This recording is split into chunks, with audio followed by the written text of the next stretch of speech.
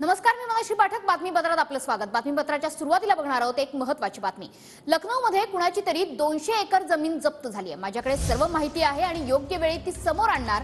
TV9 मराठीला दिलेल्या मुलाखतीतून मुख्यमंत्री शिंदेंनी ठाकरेंना हा इशारा दिलाय. स्वतःचा स्वार्थ जागृत झाल्यानंतर कार्यकर्त्यांची किंमत राहत नाही. मुख्यमंत्री पदावरून शिंदेंनी उद्धव ठाकरेंवर हा जोरदार निशाणा साधलाय. लखनौ ते लंडन हे नेमकं काय प्रकरण आहे? कारण लखनौमध्ये कुणाला तरी कुणाची तरी 200 एकर जमीन इन्कम टॅक्सने अटॅच केली आहे. 800 कोटीचा काहीतरी प्रकल्प आहे. त्याची सगळी माहिती माझ्याकडे आहे. मी योग्य वेळी देईन. मी काय असं कोणाला आरोप करत नाही.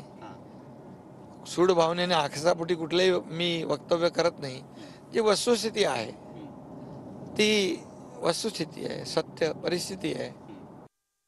आहे की एकनाथ शिंदेंनाच मुख्यमंत्री करायचं होतं. उद्धव ठाकरेंनी कधी तुम्हाला असा शब्द दिला होता का? त्यांना तर बनायचंच नव्हतं ना. ते म्हणतच होते मला कुठे बनायचं आहे. कारण बाळासाहेबांचे स्वप्न होतं शिवसैनिकाला मुख्यमंत्री करायचं. परंतु जेव्हा स्वतःचा स्वार्थ जागृत होतो तेव्हा शिवसैनिक आणि कार्यकर्ता याची किंमत नसते. मला संधी मिळाली एका शेतकऱ्याच्या सर्वसामान्य मुलाला, जमिनीवरच्या कार्यकर्त्याला, त्याचं मी सोनं करतोय. देवेंद्र फडणवीसजींनी 50 फोन केले.